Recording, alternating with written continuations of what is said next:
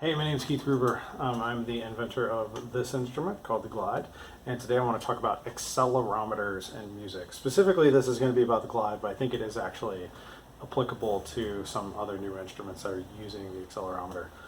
So what is an accelerometer, and why in the world would you need to know what it is?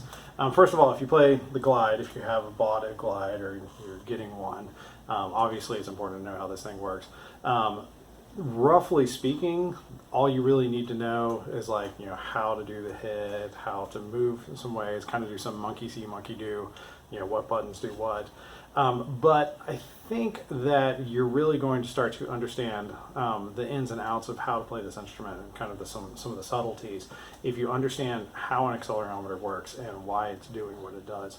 I think of this as very similar as to other instruments. Like whenever you start learning another instrument, it is just monkey see, monkey do. You put your fingers here, you blow into this hole, and then music comes out, and it's great. But once you get past that beginner or intermediate stage, you really start to have to learn about some of the actual physics about what's going on. So, for instance, if you play the guitar, it's not just about learning where to put your fingers. It's about, okay, well, if I tighten the string, it'll make the vibrations happen faster. So if I tighten it by tuning, or if I tighten it by bending a note, it's going to change the sound in a certain way. Same way if you're playing the trombone or something, you have to start learning how like a column of air works. And you have to start learning about how a column of air reacts to different kinds of pressure and different kinds of length. And you have to adjust all those things while you play.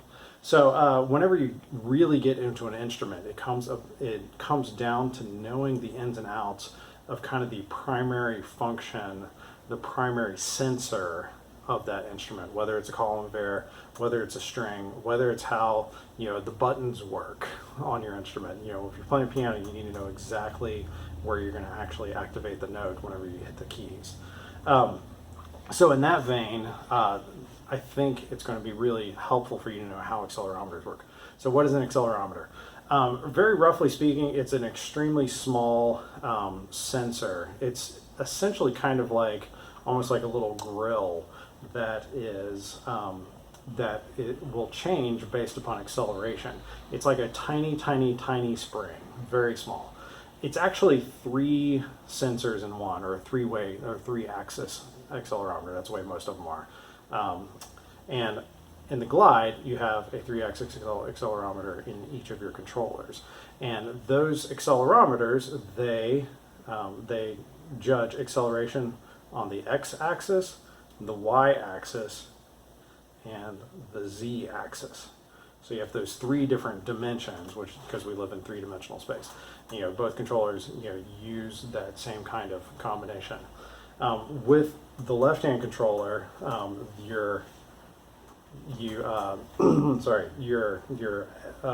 it X, Y?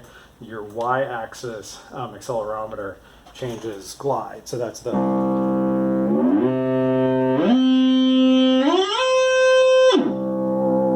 like that, and then your Y-axis accelerometer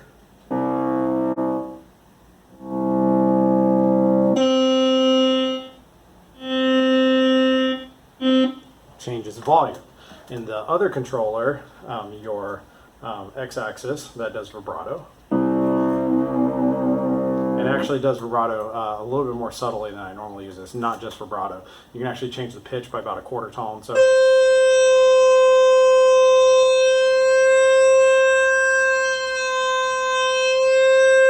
you can actually use that a little bit whenever you're playing. So you could like that.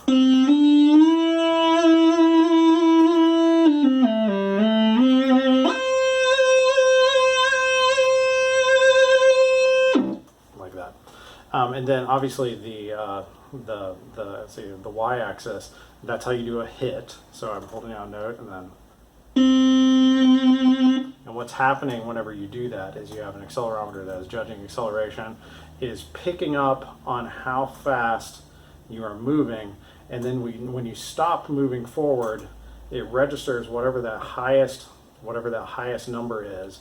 It converts that into 0 through 127, the MIDI volume range, and then plays that note.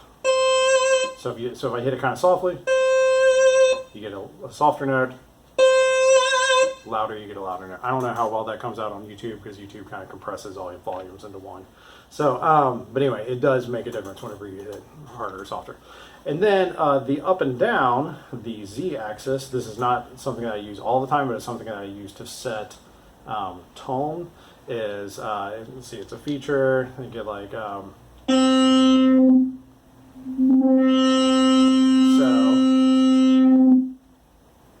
I guess you go. And what I actually kind of like to do with this is I'll play a note. If you turn this upside down, it pretty much mutes. And then if I go,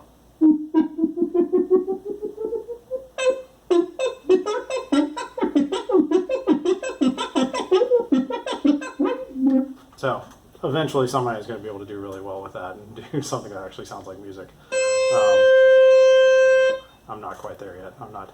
Hopefully by the end of the year, I am not going to be the world's greatest glide player. So we'll see. All right.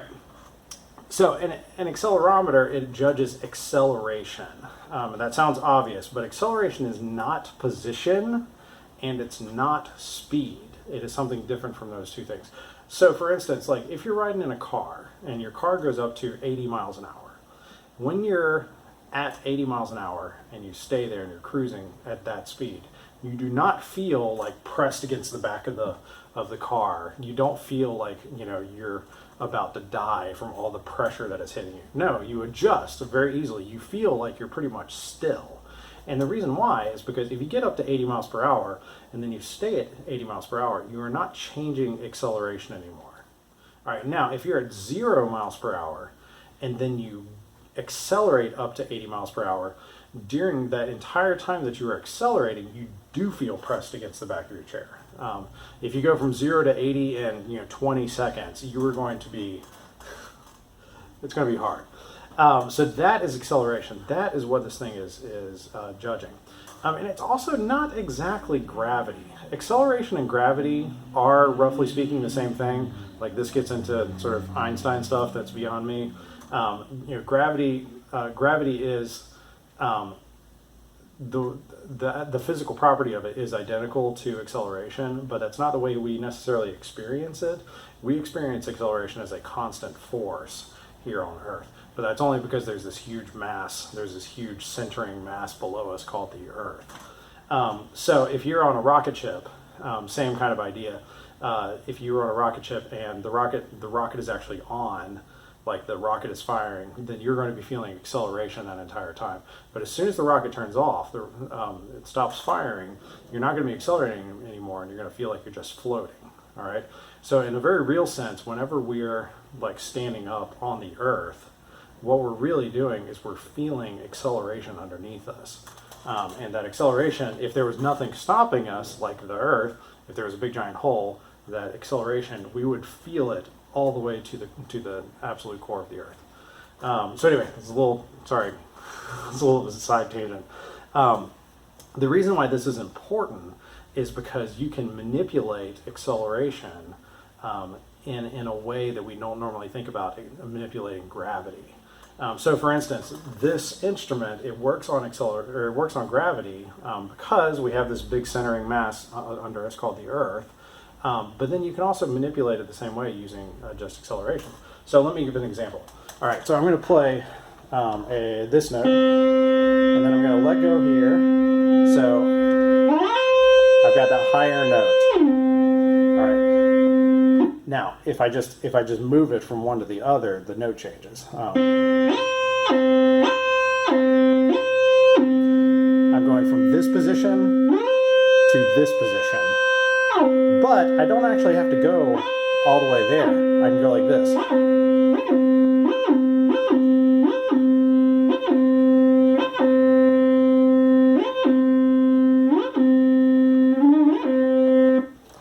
So what you saw me do there is that I had it in this position, but whenever I accelerated this way, it felt that accelerometer picked up on that acceleration the exact same way as what would happen if it was facing like this, okay? The acceleration it was feeling was going this direction. So same thing, if I go really hard this way, the acceleration that it feels is going in that direction. So moving that way, it's the same thing as feeling gravity working this way. All right, this is really important, and it's really something that I play around with a lot whenever I'm playing, because a lot of times I don't move all the way to the other position whenever I'm playing. So if I got, all I did this. I did those notes, but I did da, ba.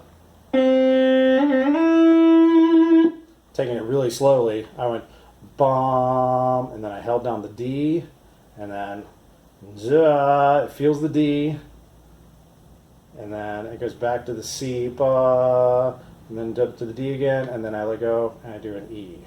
So in slow motion, oops, it didn't work because I wasn't going fast enough.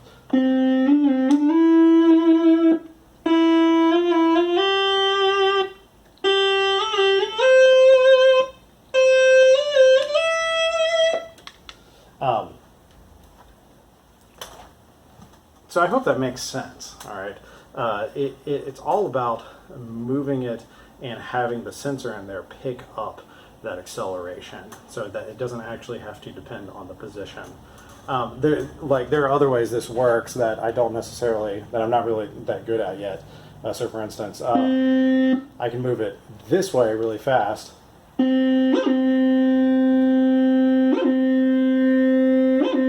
Normally whenever I do it, I go back first and then boom.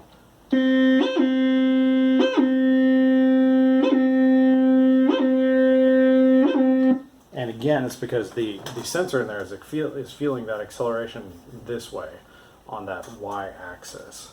All right, so and this ends up, you can play around with this a lot.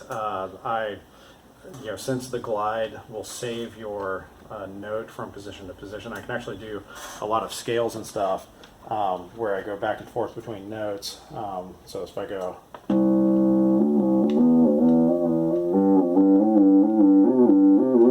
and right there I missed it, but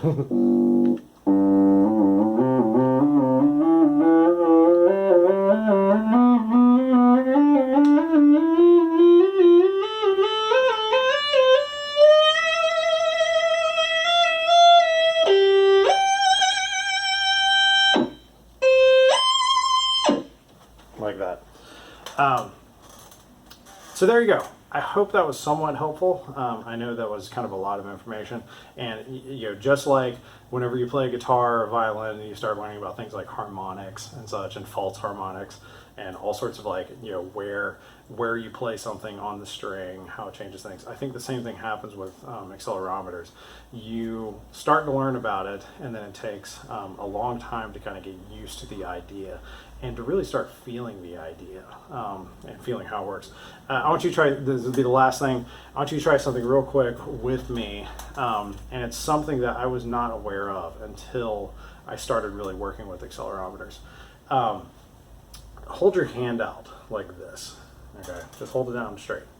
Now, if you really kind of concentrate on this, you can actually feel the weight of your skin on the bottom of your hand. You have to think about it for a second. And then contrast that, turn your hand over the other way. If you kind of relax, you feel the opposite. You can feel the weight of your skin underneath there. If you turn it sideways, you can feel that weight underneath there. You can kind of feel the weight of your hand coming off of your bones. Same thing down that way. It's something that you don't become aware of until you need to, basically. And most of us have never needed to. But it's something that I think is really cool with the glide and cool with accelerometers in general. And I kind of predict that other instruments are going to use accelerometers more and more because they're extremely fast. Gravity is the same as the speed of light. They're extremely fast. We can feel them. They're extremely small, and they're extremely cheap. So all of those put together end up being kind of the perfect basis for a musical instrument. All right, so that is it. Again, this is the Glide. I'm Keith Groover. If you're interested in buying one of these for yourself, go to theglide.cc and it costs $200, and we're just getting started. So you will be one of the first glide owners in the entire world. And that is it. Thank you very much. Bye bye.